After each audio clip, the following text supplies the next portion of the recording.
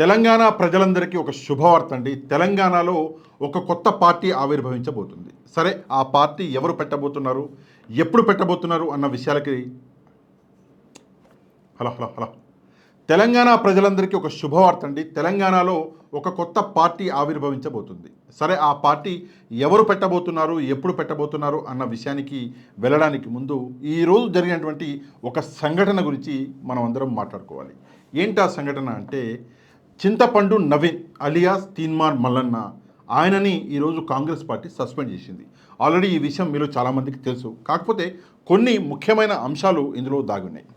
Teenmar మల్లన్నని suspend చేయడానికి కారణం ఏంటి అంటే, రెడ్డి సామాజిక వర్గాన్ని తను టార్గెట్ చేస్తున్నాడు అని చెప్పేసి, అది కాకుండా కులగణన ఏదైతే తెలంగాణలో జరిగిందో ఆ కులగణనకి వ్యతిరేకంగా తీన్మార్ మల్లన్న మాట్లాడమే కాదు, కులగణని మొత్తం ఆ రిపోర్ట్స్ ఏవైతే ఉన్నాయో ఆ రిపోర్ట్స్ని కూడా చించిబడేసిండు తీన్మార్ మల్లన్న. కాంగ్రెస్ పార్టీ ఎమ్మెల్సీ అయి ఉండి కాంగ్రెస్ పార్టీ చేసినటువంటి కులగణనకి వ్యతిరేకంగా మాట్లాడుతున్నాడు, అంటే పార్టీకి వ్యతిరేకంగా మాట్లాడుతున్నాడు అని చెప్పేసి పోయిన నెల కాంగ్రెస్ పార్టీ ఆయనకి షోకాజ్ నోటీసులు ఇవ్వడం జరిగింది. దీని మీద మీ సమాధానం ఏంటో వారం రోజుల్లో మాకు చెప్పండి అన్నారు. కాకపోతే వారం పోయింది, నెల పోయింది, ఇంతవరకు తీన్మార్ మల్లన్న ఎట్లాంటి సమాధానం ఇవ్వలేదు, లైట్ తీసుకున్నాడు. చివరికి ఈరోజు కాంగ్రెస్ పార్టీ తీన్మార్ మల్లన్న దగ్గర నుంచి ఎట్లాంటి సమాధానం రాలేదని చెప్పేసి ఆయనని సస్పెండ్ చేయడం జరిగింది. ఇక్కడ ముఖ్యమైన అంశం మనం మాట్లాడుకోవాలి. అసలు తీన్మార్ మల్లన్న అనేవాడు ఎవడు అంటే, ఒక జర్నలిస్ట్గా తన జీవితాన్ని స్టార్ట్ చేసి దాని తర్వాత ఒక యూట్యూబర్గా ఎదిగి ఈరోజు రాజకీయాలలోకి వెళ్ళి ఒక ఎమ్మెల్సీ స్థానానికి చేరుకున్నాడు. తాను ఎమ్మెల్సీ స్థానాలకి చేరుకోవడానికి చాలా కష్టపడ్డాడు. అంటే ముందు బీజేపీకి వెళ్ళిండు, దాని తర్వాత ఇంకేదో అన్నాడు, ఫైనల్గా కాంగ్రెస్ పార్టీలో చేరిండు. ఆయనకి ఎమ్మెల్సీ స్థానం ఇవ్వరు అన్నప్పుడు పోరాడి నాకు ఇవ్వండి అన్నాడు. ఒకసారి ఎమ్మెల్సీగా నిలబడ్డాడు, ఓడిపోయిండు, మళ్ళీ నిలబడ్డాడు, గెలిచాడు. అంటే పోరాడి గెలుచుకున్నటువంటి ఎమ్మెల్సీ పొజిషన్. అట్లాంటిది పార్టీ ఒక ఎక్స్ప్లెనేషన్ అడిగితే, ఒక షోకాజ్ నోటీస్ ఇస్తే సమాధానం ఇస్తే సరిపోయేది, కానీ సమాధానం ఇవ్వలే. అంటే ఇక్కడ కొన్ని సందేహాలు వస్తున్నాయి. మొదటి సందేహం ఏంటంటే, సమాధానం నేను ఇవ్వను, నన్ను కావాలంటే మీరు సస్పెండ్ చేసుకోండి అని చెప్పేసి ముందుగానే మల్లన్న ప్రిపేర్ అయి ఉన్నాడు. ఆయనని పార్టీలో నుంచి తీసేసినా కూడా నేను పర్లేదు, నన్ను తీసేయండి అని చెప్పేసి మల్లన్న ప్రిపేర్ అయి ఉన్నాడు అని చెప్పేసి కొంతమంది విశ్వసిస్తున్నారు. అదే నిజమని కూడా ఇక్కడ అనిపిస్తున్నది. మరి ఎమ్మెల్సీ పదవిలో ఉన్న వ్యక్తి ఎందుకని చెప్పేసి మరి పార్టీని గెలుక్కోవాలి, ఎందుకని చెప్పేసి ఈ పోరాటం చేయాలి, ఎందుకని చెప్పేసి ఈ పార్టీ ఆయన సస్పెండ్ చేయాలి, ఆయన ఎందుకని చెప్పేసి పార్టీ వదిలిపెట్టి రావాలి అంటే, దీని వెనకాల ఒక పెద్ద ప్రాపగెండా ఉంది. ఈ ప్రాపగెండా చేసిన వాళ్ళు ఎవరు ఉంటే, కొంతమంది ధనికులు, డబ్బున్న వాళ్ళు. ఫర్ ఎగ్జాంపుల్, ఆ ధనికుడు ఒక రాజకీయ నాయకుడు అయి ఉండొచ్చు, లేదంటే ఆ ధనికుడు ఒక న్యూస్ ఛానల్కి ఓనర్ కూడా అయి ఉండొచ్చు. అది ఎవరైనా కావచ్చు. నేను పేర్లు అయితే చెప్పను, మీరు అర్థం చేసుకున్నారు అనుకుంటున్నాను. అయితే ఏం జరిగింది అంటే, తీన్మార్ మల్లన్న ఒక ఎమ్మెల్సీగా సెట్ అయిన తర్వాత తీన్మార్ మల్లన్న బీసీ గలం ఎత్తుకున్నాడు. యాక్చువల్గా అంతకంటే ముందు ఎప్పుడు తీన్మార్ మల్లన్నకి బీసీలు గుర్తు రాలే. పుట్టి ఇన్ని సంవత్సరాలకు కూడా తాను ఒక బీసీని అని చెప్పేసి తీన్మార్ మల్లన్నకి గుర్తు రాలే. కానీ ఎమ్మెల్సీ అయిన తర్వాత గుర్తొచ్చింది. ఎందుకు గుర్తొచ్చింది అంటే, రాజకీయంగా తాను ఎదగాలని. ముందుగానే చెప్తున్నానండి మీకు, నేను కూడా ఒక బీసీనే. నేను ముస్లిం అయినప్పటికీ కూడా నేను కూడా ఒక బీసీనే. కాకపోతే తీన్మార్ మల్లన్నకి ఎమ్మెల్సీ అయినాక బీసీలు గుర్తొచ్చారు. కారణం ఇందాక నేను చెప్పినట్లు రాజకీయంగా తాను ఎదగాలి. ఆ సమయంలో కొంతమంది డబ్బున్న వాళ్ళు తీన్మార్ మల్లన్నకి కొంచెం సపోర్ట్ చేశారు. ఇందాక నేను చెప్పినట్లు రాజకీయ నాయకుడు అయి ఉండొచ్చు, లేదంటే ఒక టీవీ ఛానల్ ఓనర్ అయి ఉండొచ్చు. అట్లాంటి వాళ్ళు తీన్మార్ మల్లన్నకి సపోర్ట్ చేశారు. ఆ సపోర్ట్ వల్ల తీన్మార్ మల్లన్న ఇంకా రెచ్చిపోయి ఏం చేసిండు అంటే, ఫైనల్గా రెడ్లని ఓపెన్గా తిట్టడం మొదలుపెట్టాడు. ఏదేమైనప్పటికీ కూడా ఇక్కడ అంటే తెలంగాణలో ముఖ్యమంత్రి కూడా ఒక రెడ్డే. ఒక రెడ్డి ముఖ్యమంత్రిగా ఉన్నటువంటి పార్టీలో ఉన్న తీన్మార్ మల్లన్న రెడ్లనే తిట్టిండు. అది ఎలా సాధ్యం అని చెప్పేసి చాలామంది ఆశ్చర్యపోయారు. రేవంత్ రెడ్డి ఏం చేస్తాడో, ఏం యాక్షన్ తీసుకుంటారో అని చెప్పేసి చాలా రోజులు ఎదురు చూశారు. కానీ ఫైనల్గా ఈరోజు యాక్షన్ అన్నది మనందరికీ కనిపించింది.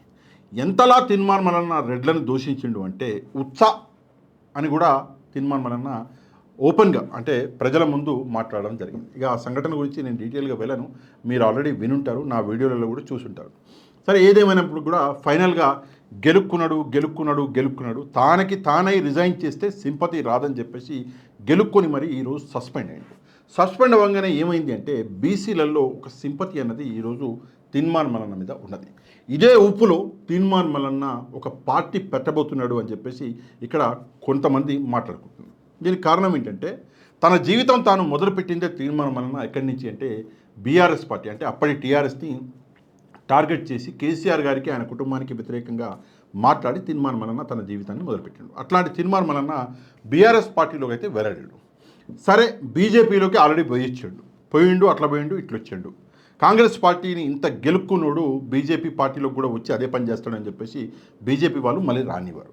ఇక కాంగ్రెస్ పార్టీని ఇంత గెలుక్కుని కాంగ్రెస్ నుంచి బయటకు వచ్చాడు. ఇక తెలంగాణలో ఉన్న పార్టీలు ఏమున్నాయి, అన్నీ అయిపోయినట్టే కదా. ఇక సిపిఎం ఉంది, అట్లయితే వెళ్ళాడు మనడు. అట్లాంటప్పుడు కొత్తగా బీసీ గలం అని చెప్పేసి అంటే బీసీల కోసం అని చెప్పేసి ఒక పార్టీ పెట్టాలి అన్న యోచనలో మల్లన్న ఉన్నాడని, ఆయనకి కొంతమంది డబ్బున్న వాళ్ళు ఆయనకి సపోర్ట్ చేస్తున్నారని ఇక్కడ కొంతమంది మాట్లాడుకుంటున్నారు. అదే నిజమని కూడా మనందరికీ అర్థమవుతున్నది. ఫైనల్గా ఏం చెప్పాలి అంటే తెలంగాణలో రాబోయే కొత్త పార్టీ మల్లన్న పెట్టబోతున్నాడు. ఆ పార్టీ యొక్క మెయిన్ మోటివ్ వచ్చేసి బీసీల కోసం ఆ పార్టీ పనిచేయబోతున్నది. దీని మీద బీసీ గలం మీద ఆ పార్టీ అనేది పనిచేయబోతుందని చెప్పేసి చాలామంది అనుకుంటున్నారు. ఫైనల్గా ఈ మల్లన్న అనే చాప్టర్లో ఇంకొక యాంగిల్ కూడా ఉంది. ఏంటి ఆ యాంగిల్ అంటే తెలంగాణలో కొంతమంది అంటే మెజారిటీ ఆఫ్ పీపుల్ అన్నారు, కొంతమంది కాదు చాలామంది మల్లన్న అనే వ్యక్తి కేవలం తన స్వార్థం కోసం పనిచేసేటటువంటి వ్యక్తి అని చెప్పేసి చాలామంది అంటారు. దీనికి కారణం ఏంటంటే ఒక జమానాలో ఛాయ్ కోసం 10 రూపాయలన్నా ఇయ్యండి అయ్యా అని చెప్పేసి అడుక్కున్నాడు ఈరోజు కోట్లకి పడగలెత్తిండు అంటే అది ఎట్లా సాధ్యమైంది, ఎట్లా ఈ మల్లన్న దగ్గర ఇంత డబ్బు వచ్చింది అని చెప్పేసి చాలామంది మాట్లాడుకుంటున్నటువంటి పరిస్థితులు. మల్లన్న అనే వ్యక్తి ఒక బ్లాక్మెయిలరు, మల్లన్న అనే వ్యక్తి ఒక చీటరు అని చెప్పేసి మల్లన్న దగ్గర మల్లన్నతో పాటు కలిసి పనిచేసేటటువంటి మిత్రులు మల్లన్నని వదిలిపెట్టి బయటకు వచ్చాక వాళ్ళు మల్లన్న మీద ఆరోపణలు చేశారు. ఆ ఆరోపణలతో పాటు కొన్ని ఆధారాలు కూడా వాళ్ళు బయటపెట్టారు. ఆ వ్యక్తి ఎలాంటి వాడు, బ్లాక్మెయిలింగ్ చేస్తాడు, ఫలానా ప్రాపర్టీ ఉంది అంటే ప్రాపర్టీ డిస్ప్యూట్ ఉంది అంటే ఆ డిస్ప్యూట్లోకి తను వెళ్తాడు, వెళ్ళి వాళ్ళని బ్లాక్మెయిల్ చేసి వాళ్ళ దగ్గర నుంచి డబ్బులు వసూలు చేసుకుంటాడు. అది మల్లన్న పనిచేసే విధానము, మల్లన్న తత్వమే అది, డబ్బులు వసూలు చేయడం మాత్రమే తనకు వస్తుందని చెప్పేసి తన పాత మిత్రులే తన మీద అలిగేషన్స్ చేశారు. ఏదేమైనా కూడా నేను పర్సనల్గా కూడా ఒకటే విషయం నేను అనుకుంటా ఏంటంటే మల్లన్నని మొదటి నుంచి చూసిన వాడిని నేను. అందుకే ఫస్ట్ ఉన్నటువంటి మల్లన్న 10 రూపాయలు నాకు దానం ఇవ్వండి అని చెప్పేసి అడుక్కున్న మల్లన్నకి ఈరోజు కోట్లకి పడగలెత్తినటువంటి మల్లన్నకి చాలా వ్యత్యాసం ఉన్నది. బీసీలు సంపాదించుకోకూడదా, బీసీలు డబ్బులు సంపాదించకూడదా అంటాడు మల్లన్న. ఇప్పుడు మీరు వెళ్ళి ఈ ప్రశ్న అడిగితే అదే సమాధానం చెప్తాడు. ఏందయ్యా నువ్వు 10 రూపాయలు లేకుండా నీ కాడ ఈరోజు కోట్లు ఎట్లా వచ్చినాయి అంటే మేము బీసీలను సంపాదించొద్దా అంటాడు. అంటే తన మీద మీరు ఏదైనా అలిగేషన్ వేయండి, బీసీల మీద ఆపాదిస్తాడు. అదే నువ్వు కోట్లు సంపాదించుకున్నావు బీసీలకి ఇవ్వచ్చు కదా, బీసీలలో పేదవాళ్ళు చాలామంది ఉన్నారు కదా అంటే ఏడన్నా అక్కడ డబ్బులు లేవు అంటాడు. ఇది మల్లన్న తత్వం. మల్లన్న యాక్చువల్గా యాజ్ ఎ ఇండివిజువల్ తన పర్సనాలిటీ ఇదే. కానీ తను ఏదో పెద్ద నాయకుడినని, తాను ప్రజల కోసం పనిచేసేవాడినని, తాను బీసీల కోసం పనిచేసేవాడినని మల్లన్న చెప్పే డైలాగులు మనందరం రోజు వింటున్నాం.